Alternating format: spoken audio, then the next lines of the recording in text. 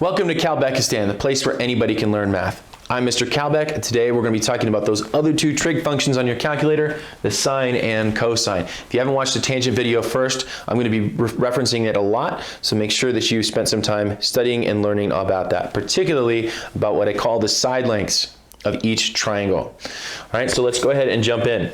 Okay, some of you may have noticed in the last video that we only talked about these two sides on a triangle, the opposite and the adjacent side. We never mentioned the hypotenuse.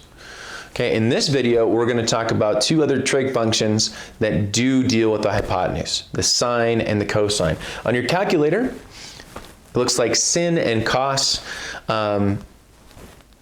That's not what they are.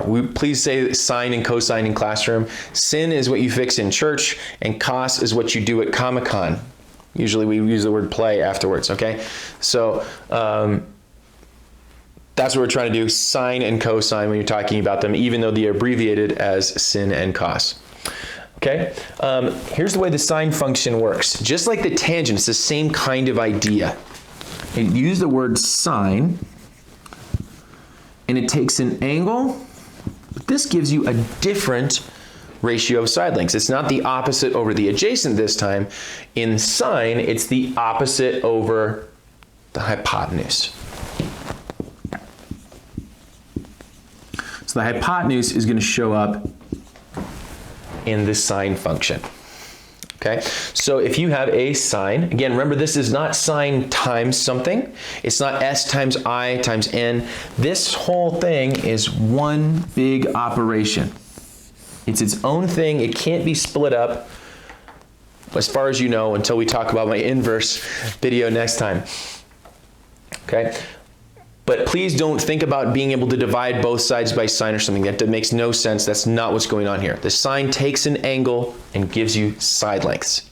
Try to keep that in your head. Okay, so what we can do here is I want to pick an angle. Maybe I'll choose 25. Again, you can choose the 65 as well. Doesn't matter which one you pick. You can still do the math with it. So I'm going to choose the sine of 25. And the sine of 25 is going to give me the opposite over the hypotenuse. The opposite side of 25 is x. Remember, we draw a line directly from the angle. We'll always show you the opposite side. And to find the hypotenuse, you draw a line directly from the right angle. It will always point towards the hypotenuse. So 24.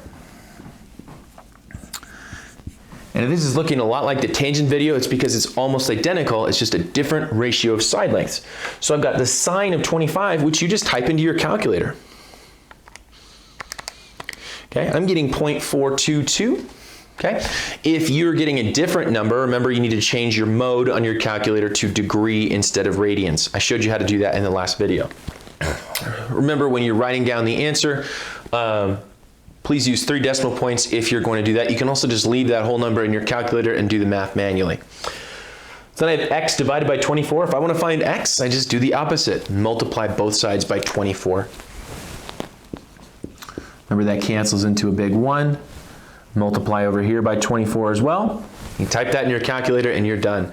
Sine, cosine, and tangent are very fast to use. So you get about 10.14 on this one.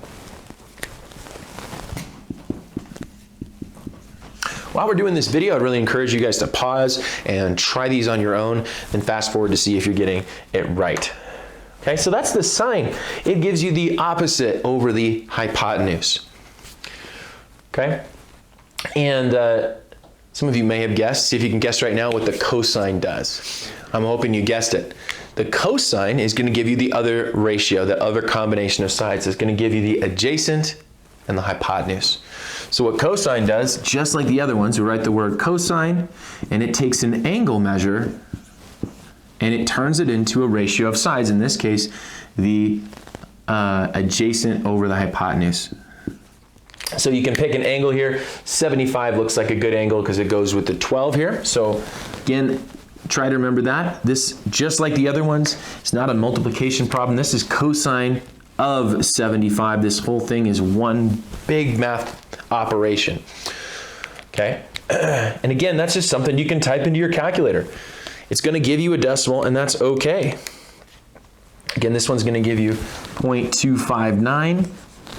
But feel free to leave that number in your calculator. That's always a better answer than rounding. But if you do round to 3 decimal points at least. If I want to solve for this one, see the hypotenuse is the missing one this time. And I know it's the hypotenuse because I drew an arrow directly from the right angle. If I want to get x out of the denominator, I need to do the opposite of dividing by x, which is multiplying by x. That cancels out, and I multiply by x over here. And we're right back to where we started with all the other functions. You're just doing a little bit of solving. So 2.59 times x equals 12. And you divide by 0.259 on both sides. And I want you also to be doing some mental math as you do this in case you mess something up. Ask yourself, hey, is x going to be bigger or smaller than 12? And you look at this, you're like, it's got to be bigger, and it should be a lot bigger. So when you get an answer, don't just assume that it's right. Make sure it makes sense in your brain. If your angles are super far off or your side lengths are super far off, then you need to double check your work. And if we do this one, again, I'm leaving in my calculator to get an exact answer. This is 3 times bigger. This is 46. It's almost 4 times bigger. Okay, so this is 46.36. Again, for your side lengths, you can round to the nearest tenth or the nearest hundredth. You don't need to do that. But when your trig ratios, more decimals are the better. Okay. And again, this is a lot bigger, and that makes sense to your brain, right? It doesn't look wrong. If you got 10 here, you know you did something incorrect. Okay, so just make sure that you're careful about mentally doing your math, and that's sine and cosine. I'm going to show you one more thing here to help you remember all this stuff. You should definitely have this in your notes, because this is a little acronym that is in every math book, and every math teacher will teach this to you. It's a great way to remember the 3 trig functions. SOHCATOA. Okay, and if you know how to say it, you can spell it, you sound it out, SOHCATOA. And what this tells you is that the S refers to the sine, okay, and that the sine is equal to the opposite over the hypotenuse. That's a little fraction there. The C stands for the, you guessed it, cosine. The AH is the adjacent over the hypotenuse.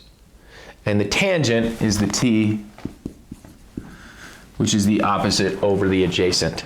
And if you have to think about this or write it out every single time when you're checking your fractions, that's fine. To be honest with you, I still think about it sometimes in my head to double check whether I'm getting the fraction right. It was, wait, sine is opposite over hypotenuse, right? Yeah, it is, because SOHCATOA told me so. All right, so SOHCATOA is a really great acronym to help you remember. But with those 3 trig functions, you can literally find any right triangle side lengths, and all you need is 1 angle and 1 side, and you got them all, which I think is super cool. And it's based on this idea that I'm able to find the ratios of every single triangle. It's like knowing all of the special right triangles for all of the infinite number of triangles you can make.